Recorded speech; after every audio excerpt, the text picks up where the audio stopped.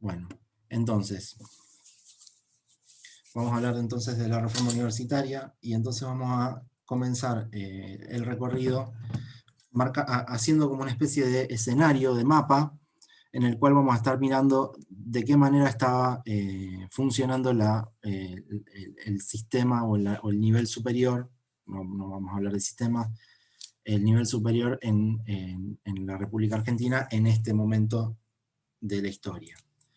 Entonces, por empezar, vamos a tener dos universidades tradicionales, eh, conformadas, digamos, ambas bueno, la primera en el siglo XVII, en 1613, la Universidad de Córdoba, pero nacionalizada ambas en el siglo XIX, y como parte, digamos, del proceso de consolidación del Estado Nacional. La Universidad de Córdoba va a ser nacionalizada luego de la Batalla de Caseros, y la Universidad de Buenos Aires va a ser nacionalizada en 1881, luego de la federalización de la ciudad de Buenos Aires. Ambas van a estar estrechamente vinculadas con las corporaciones y con las élites gobernantes, pero la Universidad de Córdoba va a tener la particularidad de que va a tener esa impronta clerical que le da su identidad desde el siglo XVII.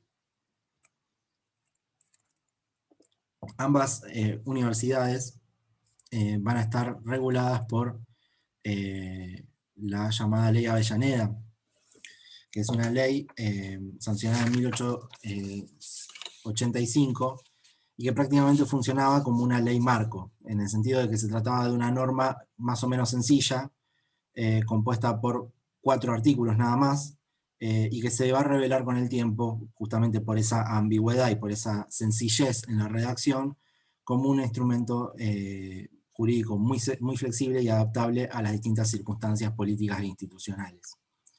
La ley además regulaba de forma bien general los parámetros en base a los cuales cada universidad nacional debía dictar sus propios estatutos, obtener su financiamiento y los modos de composición de los cuerpos, tanto directivos como profesores. La cuestión de la autonomía universitaria entonces había sido objeto de debate en el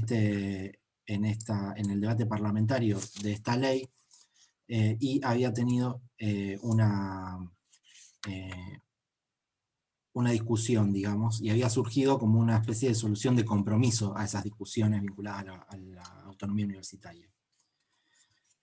Durante el tratamiento de esta ley, aquellos legisladores que adscribían al ideal de autonomía, que eran un buen número, adujeron condiciones presupuestarias que imposibilitaban su concreción, es decir, la concreción de la autonomía universitaria, en la coyuntura que atravesaba el país. Hay posiciones más bien anticorporativistas, que valoraban, digamos, la posición del Estado en desmedro, digamos, de los grupos particulares en este contexto de creciente centralización de la función educativa por parte del Estado, que nosotros vimos también reflejarse en otros marcos, digamos, ¿no es cierto? Y en otros niveles. Pero el problema es que era evidente que estas corporaciones profesionales tenían estrechos vínculos con las academias que gobernaban las facultades. Esto les permitía, digamos, regular las competencias y orientar la formación en dirección con un perfil profesionalista. Entonces la ley Avellaneda es una especie de solución de compromiso entre las posiciones autonomistas y anticorporativistas o centralistas, y deriva en el establecimiento de que los profesores, por la ley, digamos, el establecimiento por ley de que los profesores sean, digamos, designados por el Poder Ejecutivo, a partir de una terna elevada a las academias por parte del Colegio Superior, del Consejo Superior. O sea, el procedimiento entonces era que el Consejo Superior y las academias establecían ahí una terna de candidatos que el Poder Ejecutivo debía refrendar. Y esto permitía, digamos, era una especie de solución a este problema del corporativismo reinante en las universidades y la función centralizante del Estado. Es decir, bueno, ¿cómo hacemos para compatibilizar esos intereses con este proceso que incluía a los dos miembros, a los dos elementos en disputa para el nombramiento de cargos docentes. Esto igual va a tener un alcance limitado porque el vínculo de las academias con las corporaciones profesionales se fortalecía en la medida en que los mismos cuadros del Ejecutivo pertenecían a esas élites o a uno de esos cuerpos, digamos. Entonces terminaba consolidando el rol corporativo de la universidad y también la composición oligárquica de todo el régimen. Además, la ley tampoco incluía ninguna mención al papel que tenía que ocupar la universidad en relación a la sociedad, ¿sí? Y esto hizo que la universidad no sufra ningún desvío de esa inercia institucional que ya estaba establecida por la tradición, y se fue consolidando entonces este modelo, digamos, profesionalista y utilitarista, donde las universidades ocupaban este papel de ser complejos de escuelas superiores que pedían títulos habilitantes para el ejercicio de determinadas profesiones, y que implicaban también un rito de pasaje o un rito de ingreso a los sectores o a ciertos sectores de la élite. Y dejando al margen, digamos, de las casas de estudio, tanto el estudio de disciplinas humanísticas como, por ejemplo, cuestiones de investigación científica, ¿no es cierto? Entonces, fíjense, Sarmiento, en una visita que hace a la Universidad de Córdoba, va a salir de alguna manera con este diagnóstico, ¿no es cierto? Va a decir: la ciudad es un claustro encerrado entre barrancas, el paseo es un claustro con verjas de hierro, cada manzana tiene un claustro de monjas y frailes, los colegios son claustros, toda la ciencia escolástica de la Edad Media es un claustro en que encierra y parapeta la inteligencia contra todo lo que salga del texto y del comentario. Córdoba no sabe que existe en la tierra otra cosa que Córdoba. Esa es la mirada que hace un liberal como Sarmiento de la universidad y del papel que la Universidad de Córdoba ocupaba tanto en la ciudad como en el escenario, digamos, de la Argentina, digamos, ¿no es cierto? Ahora bien, hay que decir también que también toda la gesta romántica de la Reforma fue generando alrededor de la imagen que nosotros nos hacemos de la universidad como una universidad, como una caricatura, digamos, de represión y de encierro y de ocultismo y demás. Esto es también de alguna manera problemático. Esta descripción de Sarmiento es un factor. Hay otro factor que nosotros vamos a ver más adelante, que es el discurso que da Juan B. Justo alrededor de también la figura, el lugar que ocupa la gesta de la Reforma o la fase épica de la Reforma. Pero en sí, esto tenía, o sea, la Universidad de Córdoba era un factor más de ingreso a las élites, pero no era determinante, ¿sí? La posesión de una titulación universitaria, va a decir López, es un elemento importante, pero no excluyente, para la pertenencia a la élite oligárquica de la tradicional Córdoba. Las élites en Córdoba basan su posición en el predominio social, a fines del siglo XIX y principios del XX, en una serie de fundamentos: actividades económicas ligadas a la creación y reproducción de la riqueza, el cultivo del linaje criollo, la inserción política, el funcionariado público, todo ello combinado en distintas dosis y relativamente indiferenciado. A esto se suma la titulación universitaria como un factor más, digamos, ¿no es cierto?, como un regulador al acceso a cargos de la función pública, a la gestión universitaria y al mercado matrimonial, donde también es clave la elección, digamos, de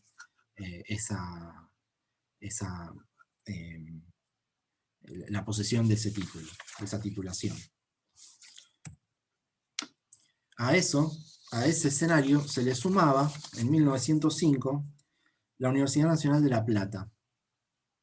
La Universidad Nacional de La Plata va a tener como objetivos la formación de profesionales ligados a la ciencia y la técnica, a la creación de centros de experimentación y a la difusión, digamos, y consideraban la extensión como la difusión del conocimiento científico. Es decir, hay una mirada de la universidad insertada en una función social, que es la difusión del conocimiento científico, y hay una impronta muy vinculada a la experimentación, al desarrollo de la ciencia y la técnica, es decir, una mirada bien nacida en el seno de la ilustración o del positivismo, y la universidad entonces va a tener también funcionando dentro de su organismo distintos departamentos, distintas áreas, distintas funciones, distintos órganos, que van a ser, por ejemplo, el Museo de Ciencias Naturales,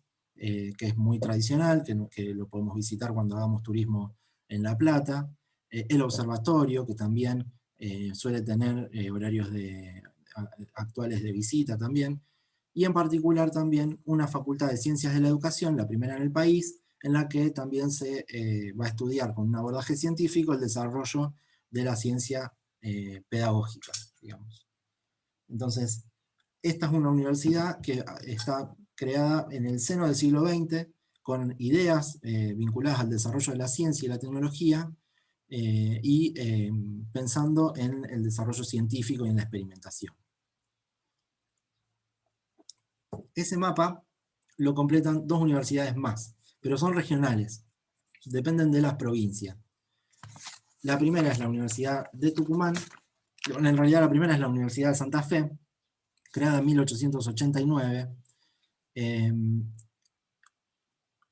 pero la Universidad de Santa Fe es una universidad también con ciertos condimentos, ¿no es cierto?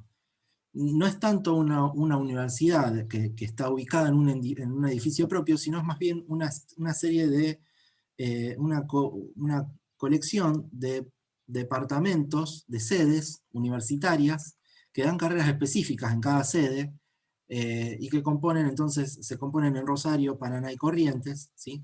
Es decir, va a haber 3 sedes con carreras específicas en cada sede, y van a juntar fuerzas para constituirse como universidad, digamos, pero en realidad van a ser especies de institutos superiores o institutos de formación superior. Por otro lado, la Universidad de Tucumán es una universidad que copia el modelo de La Plata, pero orientado al desarrollo de carreras vinculadas con los intereses que la provincia de Tucumán tiene para desarrollar, es decir, con carreras de ingeniería química industrial vinculadas al desarrollo de la minería, al desarrollo de actividades económicas propias del desarrollo de la universidad de la provincia de Tucumán. Ambas son nacionalizadas luego de los acontecimientos de la Reforma, con lo cual en el momento en que se desarrollan estos hechos, estas universidades son provinciales. Ahora bien, con la aprobación en 1912 de la ley Sáenz-Peña, queda consolidado entonces el voto universal, secreto y obligatorio. Este principio de universalidad del voto, contemplado en esta ley, también puede, digamos, a nuestros ojos parecer limitado, sobre todo por la exclusión sin prohibir del voto femenino, y por la condición de acceso al voto de ciudadanos argentinos mayores de 18 años, nativos o naturalizados, habitantes de la nación e inscritos en el padrón electoral, que en ese momento el padrón electoral se tomaba del padrón del servicio militar. Eso es lo que excluye, sin prohibir, el voto femenino, porque lo que hace es tomar el padrón militar en el que muy pocas mujeres pueden insertarse. No obstante eso, algunas mujeres logran insertarse en el padrón electoral, tanto por su condición de médicas, primeras mujeres universitarias que pueden meterse, digamos, a ejercer una función en el militar como médicas, entonces, o como enfermeras, entonces eso les permite aparecer en el padrón electoral de la ley Sáenz-Peña. Esta sanción de la ley se aplica por primera vez en 1916 y determina la llegada del radicalismo al poder. Todo esto Mariana lo trabajó, yo lo voy a recorrer rápido porque ya lo tenemos así, pero está también trabajado muy bien por Mariana en sus audios. Entonces, de alguna manera, lo que sí es interesante en relación a la cuestión específica de Córdoba es precisamente que la llegada del radicalismo al poder se hace sobre una base de una heterogénea conformación de cuadros dirigenciales. Es decir, no es que el partido tiene una identidad homogénea en todo el país y llega al gobierno en 1916 con la capacidad de implementar un plan de gobierno largamente discutido, sino que uno de los aspectos que en general se soslaya cuando se analiza el papel que tuvo el radicalismo en la reforma universitaria es precisamente que es innegable la presencia en el seno del partido de elementos también conservadores y clericales. Y Irigoyen, pensando en justamente sumar fuerzas para poder competir electoralmente, habían promovido la alianza con estos sectores.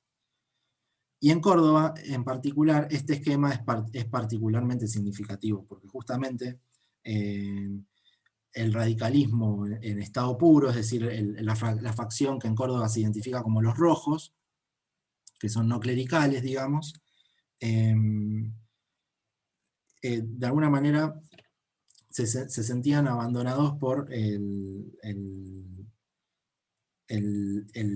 por el líder, porque el líder había beneficiado a un mayoritario sector, a una facción mayoritaria y con más acceso a los resortes institucionales de la gobernación de Córdoba, de la intendencia de la ciudad de Córdoba, del manejo de la universidad y de los distintos negocios, del radicalismo azul, es decir, de este radicalismo conservador de tendencia clerical.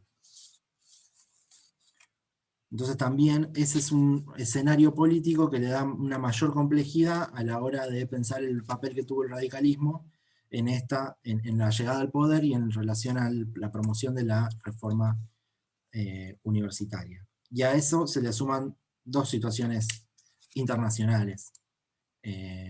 Por un lado, la Gran Guerra, en ese momento, identificada como Gran Guerra, en realidad es la Primera Guerra Mundial, que de alguna manera muestra la crisis de estos modelos europeizantes, es decir, la ausencia, digamos, de salidas por la vía de copiar modelos en Europa. Por primera vez Argentina, Latinoamérica tienen que empezar a pensar un rumbo propio, sin receta y sin esta mirada estrábica que proponía, por ejemplo, Echeverría. Lo cual implica justamente una especie de desarrollo del particularismo latinoamericano, ¿sí? de esta idea de empezar a mirar y empezar a asociarse con los vecinos, con los países vecinos, de generar un núcleo internacional. Y por el otro lado, la Revolución Rusa, que de alguna manera señala un doble juego, porque por un lado le señala a los sectores socialistas, anarquistas, sindicalistas, que hay un cambio posible, y ese cambio es a través de la revolución, pero por otro lado a los sectores conservadores les acicala, digamos, les atiza el temor al maximalismo, a estas derivas bolcheviques, a estos ideales disolventes que estos grupos esgrimían y que podían llegar a poner en riesgo a la sociedad, según estos sectores.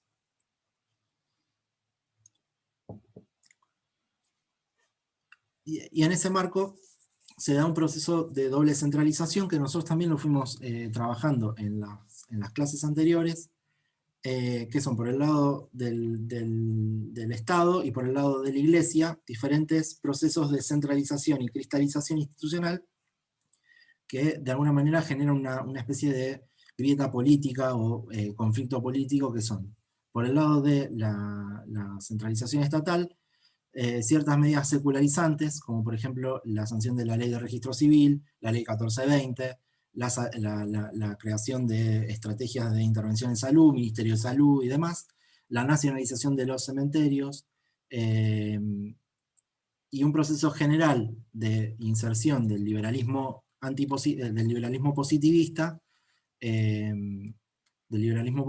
digo bien, en diferentes organismos, incluido la Universidad de Córdoba. Es decir, la Universidad de Córdoba no era ese claustro tan caricaturizado, sino que también había una influencia de liberales positivistas funcionando también al interior de la universidad. Y por el otro lado, la ruptura de relaciones diplomáticas con el Vaticano a raíz de de la oposición del Vaticano a todas estas medidas que implementaban los gobiernos oligárquicos alrededor de la centralización del poder. Y por el lado de la Iglesia va a experimentar un proceso de centralización en el que se alinea más estrechamente al Vaticano y pasa, digamos, a responder más directamente al sumo pontífice, es decir, al Papa.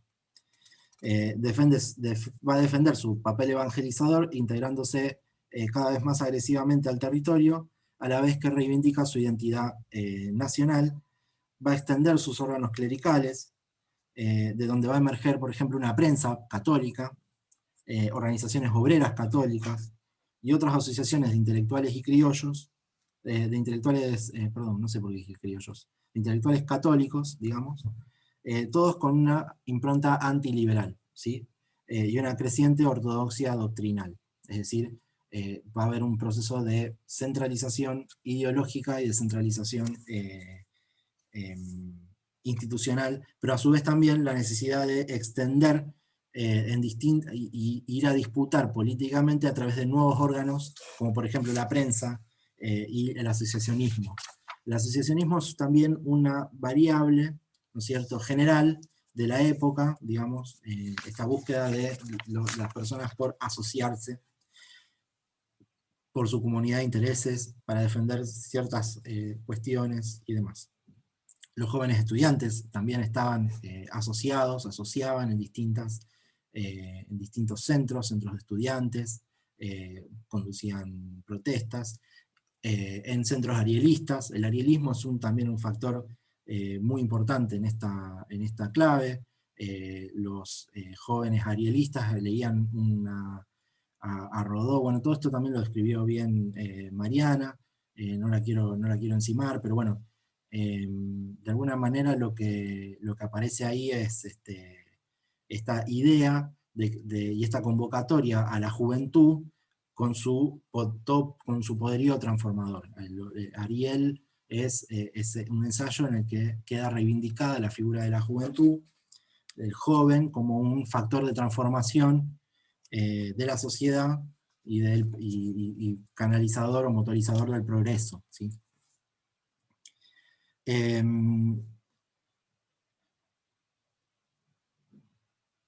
Entonces va a haber, digamos, un proceso de doble centralización que va a hacer cada vez más problemático la discusión entre los sectores de las élites gobernantes y los sectores clericales. En particular la ley 1420 como un proceso de derrota política, pero también la cuestión educativa es en sí, como un corolario general, es una cuestión muy disputada, digamos, ¿no es cierto? La Iglesia va a tener una resistencia a la aplicación de principios laicos en los gobiernos provinciales. Por ejemplo, cuando algunos gobiernos provinciales, esto lo tienen también en el texto de Laura Rodríguez, intentan aplicar leyes provinciales en sintonía con la ley 1420, van a encontrarse con resistencia a nivel local de las iglesias locales. Ahora bien, dicho todo esto, también hay que decir otra cosa. La relación que tiene, digamos, el catolicismo con la reforma universitaria no es necesariamente no es de una sencilla oposición. Inicialmente no es una oposición. Es decir, durante todo el primer ciclo reformista, el que abarca, digamos, desde el inicio de los conflictos hasta la elección del primer rector, que es Nores, que en realidad es un rector antirreformista, el Comité Pro Reforma va a estar compuesto por una convivencia entre estudiantes nucleados en el Centro Católico de Estudiantes y los centros de estudiantes de las facultades de Medicina, Derecho e Ingeniería. Hay un apoyo inicial y hay un reconocimiento inicial de la Iglesia por parte de a todo el proceso de la reforma, o a todas las primeras movilizaciones estudiantiles.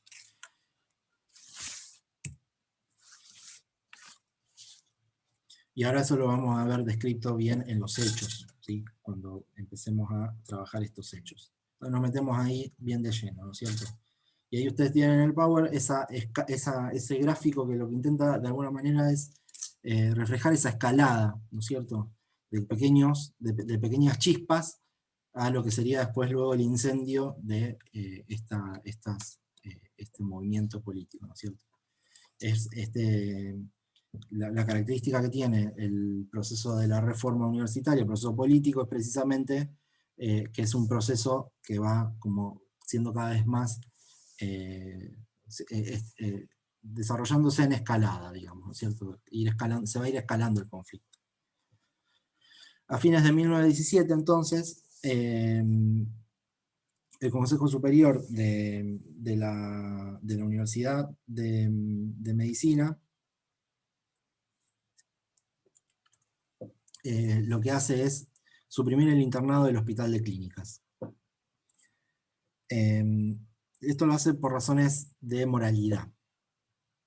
Es decir, el Consejo Superior lo que determina es que habiendo formado el internado del Hospital de Clínicas para aquellos estudiantes que puedan ir a internarse en ese lugar, a dormir en ese lugar y a estudiar, digamos, o a dormir en el hospital, en el internado del Hospital de Clínicas, con el objetivo de servir de apoyo a aquellos estudiantes que tengan bajos recursos. Dado que los estudiantes no respetaban, según las autoridades de la universidad, no respetaban los horarios de dormir, los horarios de despertarse, y no atendían a cuestiones mínimas de moralidad y buenas costumbres, se veía entonces que no era necesario el sostenimiento de este internado. Los estudiantes van a responder a esto. El internado tiene una función, que es la misma función que hoy ocupa cualquier internado de hospital, es decir, que el médico pueda dormir en el hospital porque tiene que hacer guardias de determinada cantidad de horas, 72, 96 horas y demás. Entonces necesita estar en el hospital todo el tiempo y necesita tener un lugar donde dormir, con lo cual suprimir el internado implicaba también suprimir el espacio en el que se podía alojarse aquel médico que estaba haciendo una residencia en el hospital. Esto motiva entonces que los estudiantes se organicen y inicien protestas motorizadas por el Centro de Estudiantes de Ingeniería y Medicina.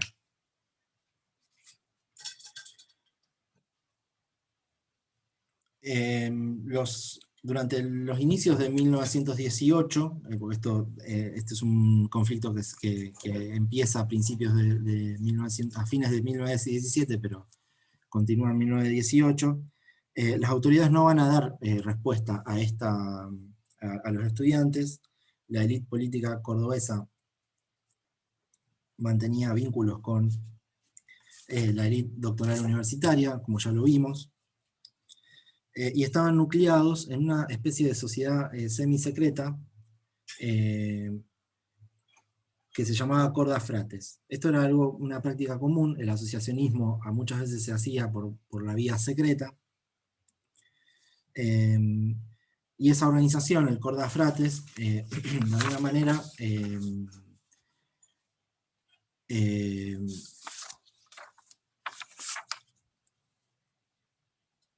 esa organización, el Corda Frates, disculpen, se me mezclaron las hojas.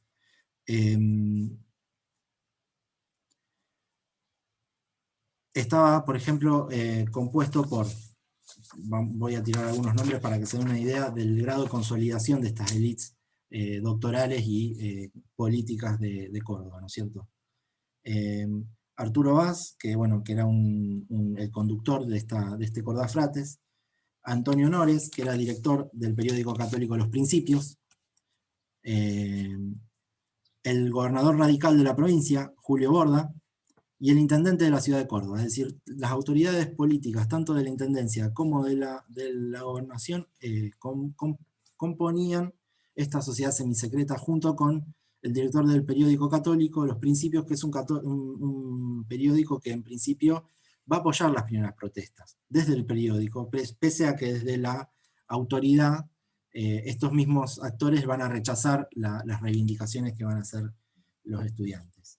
Esto es porque, de alguna manera, digamos, el apoyo es general por el reconocimiento de que era necesario algún tipo de cambio institucional en la universidad.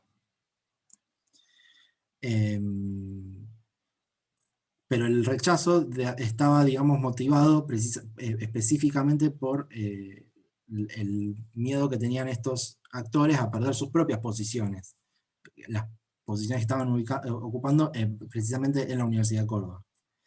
El objetivo de máxima que tenía, digamos, el episcopado, la iglesia, era lograr una nueva ley de educación que derogara la ley 1420, con lo cual lo que va a intentar hacer a través del periódico Los Principios y a partir de los diversos órganos que van a tener los católicos es tratar de conducir, de encauzar el conflicto hacia la necesidad de sancionar una ley integral de educación que le permitieran discutir el presupuesto nacional dedicado a la educación particular y el reconocimiento estatal de la Universidad Católica.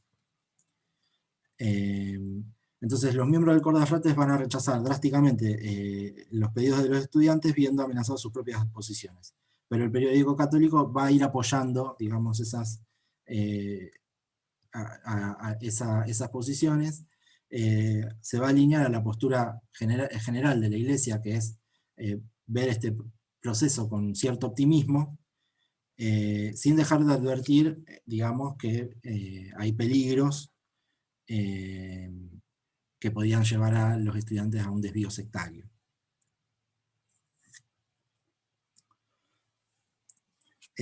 Bueno, el conflicto va a seguir ganando en masividad. El 10 de marzo los estudiantes van a realizar una marcha en la cual conforman un comité pro reforma universitaria, compuesto por delegados de las 3 facultades. Y con eso van a lanzar un plan de lucha. El 20 de marzo el Consejo Superior de la Universidad rechaza todas las demandas de los estudiantes. Fíjense que el conflicto va creciendo en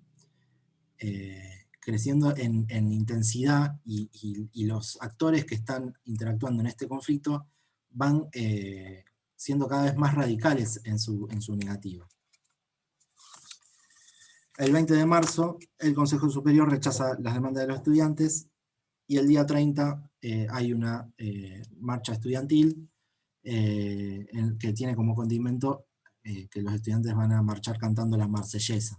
También ahí con una idea de revolución, ¿no es cierto?, liberal, también muy marcada. El 31 de marzo hay una asamblea universitaria que ratifica una huelga general. La adhesión a la huelga es completa. El comité pro reforma eleva, digamos, un pliego de reivindicación al Consejo Superior y no son recibidos por las autoridades del Consejo Superior, con lo cual agarran esas reivindicaciones y las elevan al Ministerio de Justicia e Instrucción Pública. Ese documento llega al Ministerio con el nombre de Memorial de Cargos y Anhelos y denuncian básicamente el nepotismo reinante en la universidad, el carácter vitalicio de los cargos y que la mayoría del uso del presupuesto estaba destinado a la cuestión de los cargos docentes, a financiar los aumentos de los sueldos de los cargos docentes. Fíjense también en esto, que nosotros cómo vamos viendo, cómo se van redactando pliegos de reivindicaciones. El primero tiene alguna ampliación, el segundo ya tiene una denuncia sobre ciertos aspectos del funcionamiento de la universidad. Es decir, que las reivindicaciones que nosotros estudiamos y leemos de la reforma universitaria son reivindicaciones que se van cocinando a la luz de los conflictos. No aparecen de una, sino que lo que van haciendo es ir conformándose en función de estos conflictos, ¿no es cierto? De la radicalización del conflicto. Fundamentalmente, también uno de los aspectos fundamentales de ese memorial de cargos es justamente justificar el tema de la importancia del internado e impugnar el intento de supresión. Fíjense también que todavía seguimos con este objeto original que genera la chispa, digamos, y que luego gradualmente se va a ir olvidando a medida que el conflicto se vaya radicalizando y se vaya nacionalizando. El 2 de abril las autoridades universitarias reaccionan a la huelga general y clausuran la universidad. El comité entonces, el Comité Pro Reforma, lo que hace es elevar un pedido de intervención al ministro de Educación, de Instrucción Pública, con el objetivo de nacionalizar el conflicto, que haya una autoridad nacional que responda. Y el 11 de abril surge la Federación Universitaria Argentina, donde también ahí hay un intento de nacionalizar el conflicto. La respuesta del gobierno nacional va a ser rápida, veloz. Justamente lo que aparece ahí es la figura de Matienzo, ¿no es cierto?, como el Procurador General de la Nación. Ese va a ser la figura designada interventor de la Universidad Nacional de Córdoba.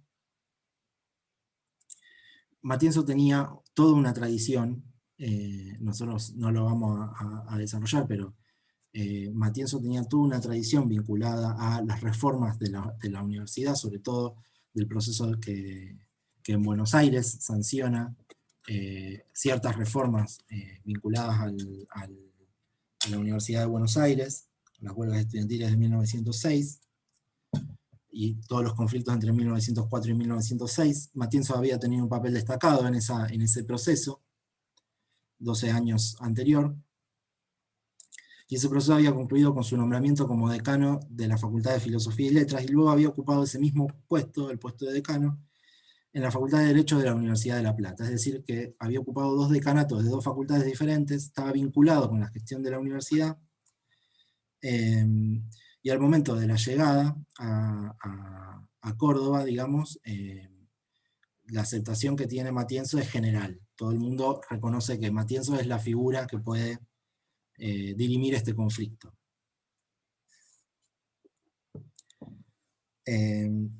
Incluso el diario La Voz del Interior va a publicar un artículo con la llegada de Matienzo, que lo va a titular como el principio del fin. Es decir, que se veía que la llegada de Matienzo podía llegar a poner paños fríos y terminar de dirimir el conflicto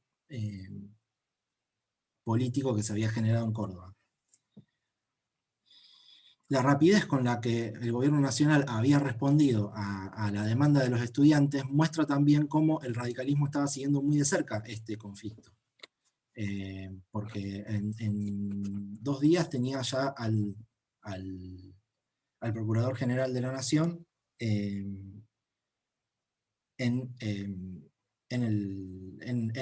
interviniendo, digamos, la universidad. A 10 días de su gestión, ya presenta el 22 de abril, fíjense lo rápido que es todo el proceso, un proyecto de reforma en el que da lugar a todas las reivindicaciones estudiantiles del momento. El gobierno nacional enseguida también sanciona por decreto, el 7 de mayo, sanciona por decreto esos cambios propuestos por Matienzo. Esto genera júbilo triunfal entre los estudiantes, pero también terminan de coagular ese grupo de oposición organizado en los organismos de los centros católicos de estudiantes y posteriormente la conformación de un comité pro reforma de la universidad. Disculpen, me olvidé de pasarles las diapos, pero bueno, ahí tienen la figura de Matienzo, y aquí tienen entonces el proyecto de reforma de Matienzo. Entonces, ahí tienen el Comité Pro Reforma Pro Defensa de la Universidad y los centros católicos de estudiantes como los lugares donde se aglutina ese núcleo de oposición a la reforma universitaria. Esto genera un marco de expectación cada vez mayor. Los nuevos consejos directivos y superiores tienen que, digamos, conformarse, y tiene que haber la conformación de un nuevo rector que pueda sancionar o no estos cambios del interventor Matienzo. Con lo cual los estudiantes son optimistas porque consideran que la sanción el nombramiento de un nuevo rector puede llegar a consolidar estos cambios. Entonces, en un marco de gran tensión, se accede, digamos, a la convocatoria a una asamblea universitaria para el nombramiento de un nuevo rector. El Comité Pro Reforma se disuelve en beneficio de la conformación de una Federación Universitaria de Córdoba, que se articulara con la Federación Universitaria Argentina, con lo cual acá lo que se intenta es también institucionalizar. Ya no va a ser un comité, digamos, conformado por una militancia de estudiantes, sino que lo que va a haber es una federación universitaria oficializada, articulada con una federación nacional, entonces, que pueda permitir justamente consolidar los cambios a partir de presentar un candidato a rector de la universidad. Cuando se conforma esta federación universitaria, se establecen también un pliego de demandas en el que aparecen reivindicaciones vinculadas a la laicidad de la universidad. Entonces se convoca una asamblea universitaria para elegir un nuevo rector el 15 de junio. Ahora bien, ¿qué es lo que sucede aquí? Aquí termina ese primer ciclo inicial de la reforma y comienza, digamos, la fase épica de la reforma. Hay 2 rondas de votaciones. En esas 2 rondas de votaciones hay 3 candidatos a rector, un candidato reformista, un candidato de la Corda Frates, opositor a la reforma, y un candidato que se declara neutral. No hay mayoría de parte de ninguno, hasta que finalmente el candidato neutral decide entregarle sus votos al candidato de la Corda Frates.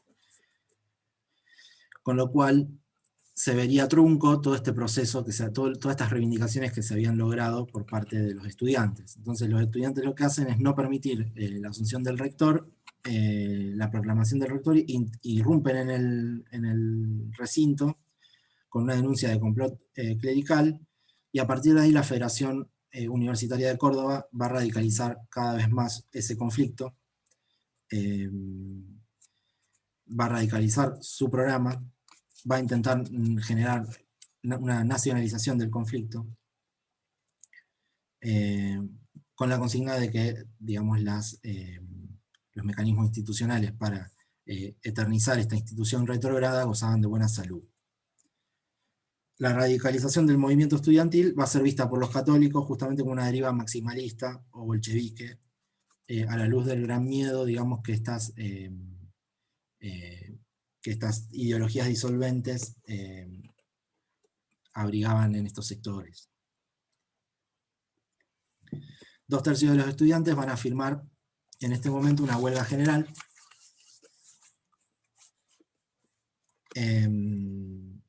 Bueno, ahí tienen ahí en la diapo, que se me atrasó, ahí tienen ahí también todo el... Y el triunfo de Nores lo que demuestra es que no es suficiente construir consenso solo con un sector del profesorado, sino que es necesario, digamos, que haya una nacionalización del conflicto. Los estudiantes entonces van a solicitar una segunda intervención al gobierno nacional. Se producen enfrentamientos, porque Antonio Nores se niega a entregar, digamos, su proclamación. Los estudiantes van a huelga general, toman el hospital de clínicas y erigen en el tejado del hospital de clínicas esa bandera de la Federación Universitaria. Eso es lo que es la imagen que después ustedes siempre ven eternizada o convertida en ícono de la reforma, esos estudiantes clavando una bandera en el techo del hospital de clínicas. Y se sucede una serie de ataques iconoclastas. Si ustedes conocen la Universidad de Córdoba, si alguna vez la han podido visitar, van a ver que hay un montón de estatuas de frailes, de doctores de esta universidad, bueno, todos doctores que pertenecen al clero. Entonces los estudiantes van a realizar ataques sobre esas estatuas, van a intentar derribarlas. Y la Federación Universitaria Argentina toma, digamos, todas las reivindicaciones de la Federación Universitaria de Córdoba, declara una huelga general por 4 días, y convoca un Congreso Nacional de Estudiantes en Córdoba para el 14 de julio, día de aniversario de la Revolución Francesa. Fíjense también, otra vez, otra referencia a la Revolución Francesa en este momento. En ese marco, aparece también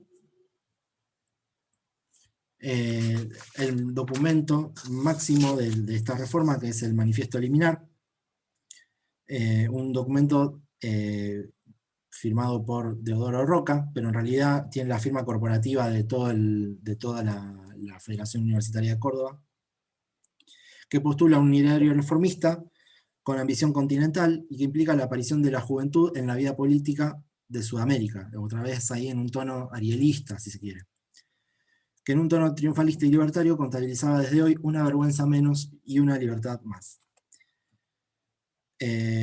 Con la universidad, bueno, y otro aspecto es que aparece el cogobierno como una de las reivindicaciones, ¿sí? Donde ahí también, entonces no van a ser solo los docentes los que conduzcan la reforma, sino que van a ser también los estudiantes a través de la reivindicación del cogobierno. Entonces, el Congreso Estudiantil se realiza en un marco en que la universidad está paralizada por la huelga, y se constituye en un ámbito de intercambio e intervención, donde se institucionaliza una síntesis programática del ideario reformista, que es la que nosotros reconocemos, y que es la que nosotros vemos después marcada en los libros de historia, pero que ustedes si ven, pueden ver que en realidad termina de cocinarse 7 meses después de iniciar el conflicto.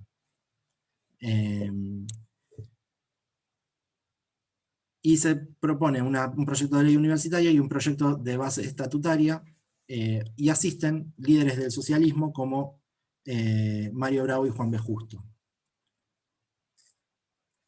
Y los principios que van a reivindicar los reformistas van a ser el cogobierno universitario tripartito, es decir, estudiantes, graduados y docentes. La participación de los graduados sería en el ámbito universitario, la docencia y la asistencia libre, la periodicidad de cátedra mediante la sanción de concursos, la publicidad de los actos universitarios, la extensión universitaria, la necesidad de que la universidad, digamos, tenga un rol en la sociedad, ayuda social para los estudiantes, y una orientación social de la universidad a resolver los problemas propios de la Argentina, digamos, ¿no? Una idea de constituir ahí un saber sobre la Argentina para los fines de la sociedad argentina. En este congreso también se va a discutir el principio de gratuidad universitaria, pero no va a prosperar ese principio, pero va a ser discutida, y la propuesta es de Gabriel del Mazo, que es uno de los reformistas, pero no va a formar parte de las reivindicaciones de los reformistas. Esto es importante recordarlo.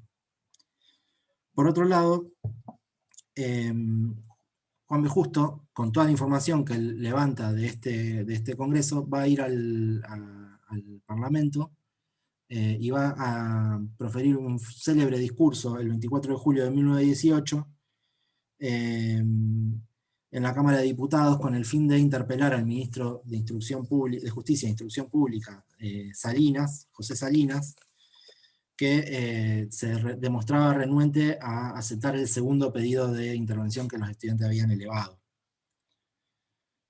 El fuerte contenido anticlerical que el discurso de Justo va a tener en un ámbito como el parlamentario, y el diagnóstico negativo que realizaba Justo respecto del estado arcaico del desarrollo científico de la universidad, contribuyó a construir, digamos, esa imagen mítica del movimiento estudiantil del momento y del programa reformista en general, en conjunto con esa frase que nosotros veíamos, o ese diagnóstico que había hecho Sarmiento en su momento, ¿no es cierto? Es decir, aquellos que no conocían tan de cerca el escenario de Córdoba lo veían como caricaturizado a través de las imágenes que daba Justo, en el que, por ejemplo, denunciaba que en la Biblioteca Central no estaban los volúmenes de Darwin o de Marx, como un factor que mostraba, digamos, el atraso que tenía esa universidad en la ciencia.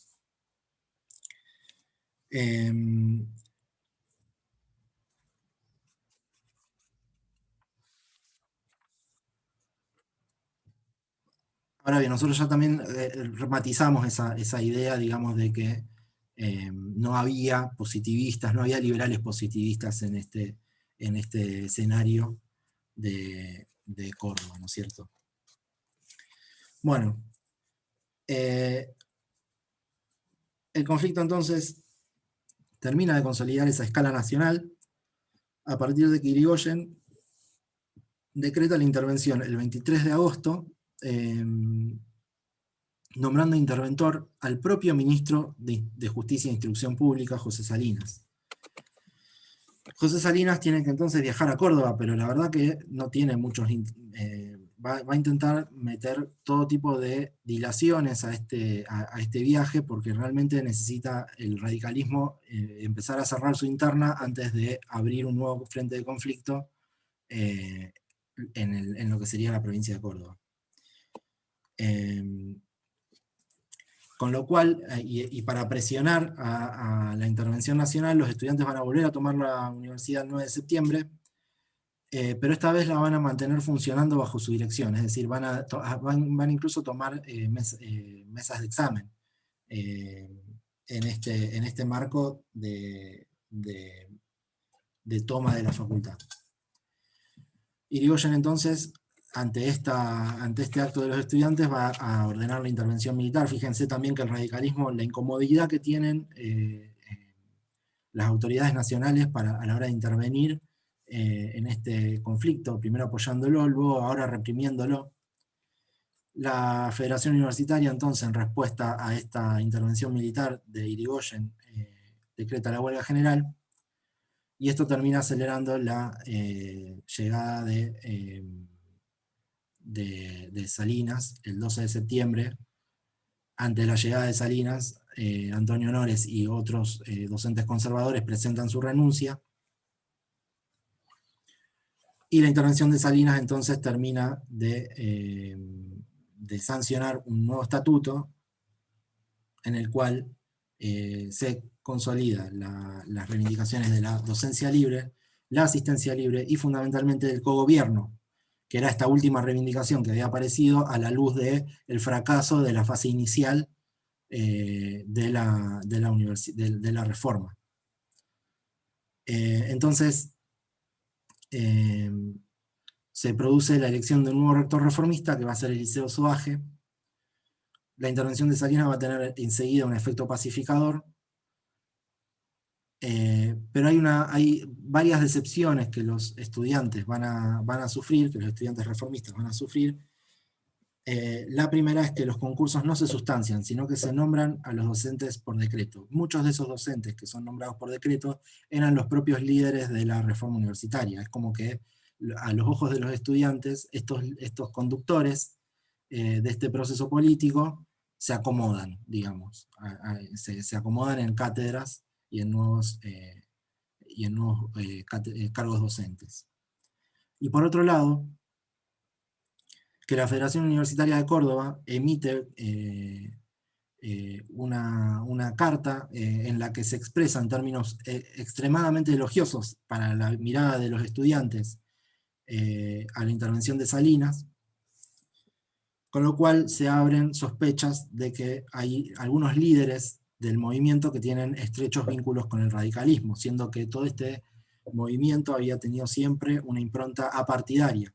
Los estudiantes se reunían no motivados supuestamente por sus identidades políticas, sino más bien por su condición de estudiantes. Esto produce un resquebrajamiento de este frente reformista y va a generar una reacción también, una contraofensiva por parte de los católicos. Por un lado,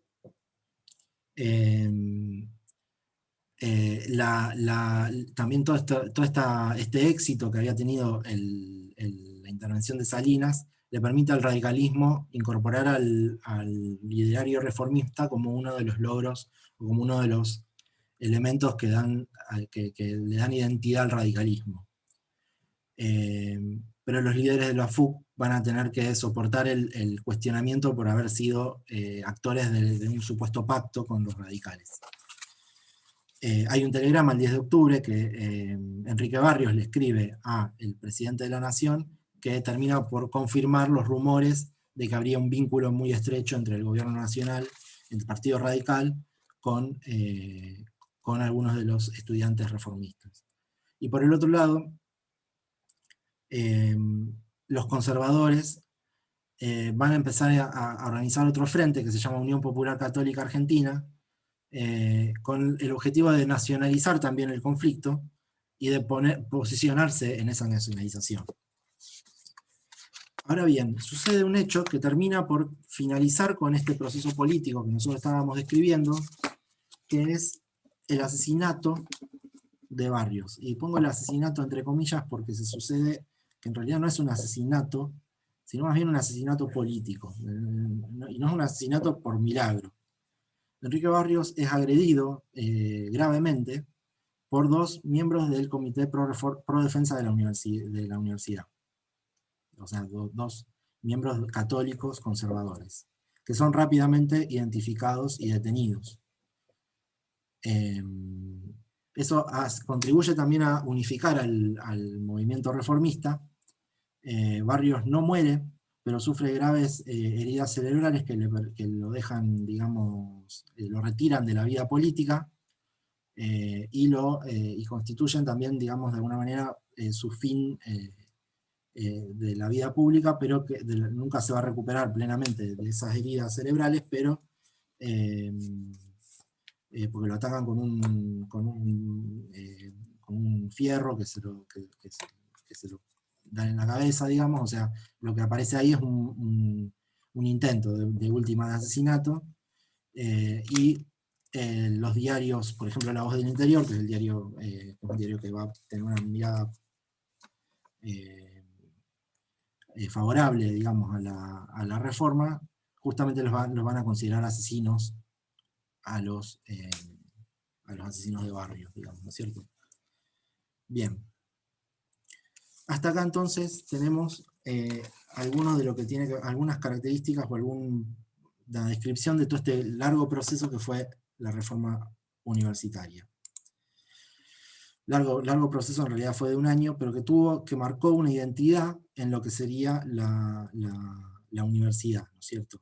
A partir de acá, la universidad va a tener entonces ciertas características que se van a irradiar hacia el resto de Latinoamérica, y van a marcar también la iniciativa política de un grupo de intelectuales y de jóvenes que van a tener papeles destacados en distintos partidos políticos, desde el socialismo, pasando por el radicalismo, hasta el nacionalismo de derecha, como el caso de Manuel Gálvez o Leopoldo Lugones, que apoyaron a la reforma, pero que terminaron teniendo una deriva hacia el nacionalismo de derecha.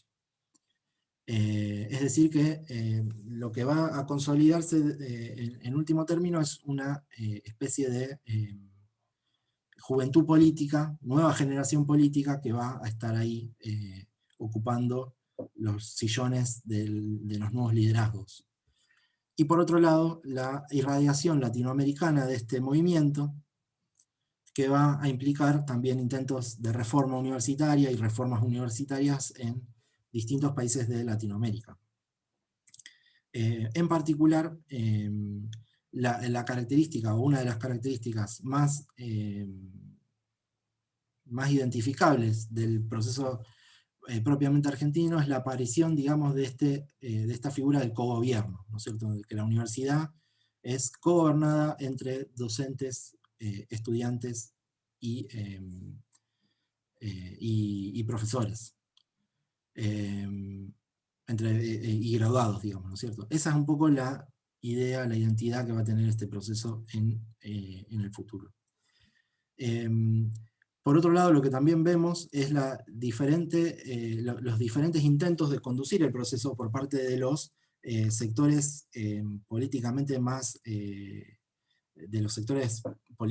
consolidados, es decir, por un lado el radicalismo va a intentar conducir el conflicto, los socialistas van a intentar también conducir el conflicto, los católicos van a intentar conducir el conflicto, y finalmente el que se va a llevar, digamos, el premio mayor va a ser justamente el radicalismo por la prestancia que tuvo por la primera intervención, pero también por luego haber consolidado las reformas sobre la base, digamos, del cogobierno. Bueno, hasta acá entonces esta pequeña clase, creo que se hizo un poco larga, espero que no haya sido tanto, porque no tengo acá cómo medir el tiempo, pero bueno, cualquier cosa nos seguimos manteniendo en contacto, y ya damos por finalizado entonces el estudio de los ideales de la reforma. Usen este video como les parezca, puntéenlo, mírenlo, fíjense en las diapos, fíjense en los apuntes que pueden tomar, y pueden revisarlo cuando les parezca porque va a estar colgado en la plataforma. Bueno, les mando un saludo grande, cuídense, y nos vemos entonces en los distintos encuentros que tengamos por la vía virtual. Chau, chau.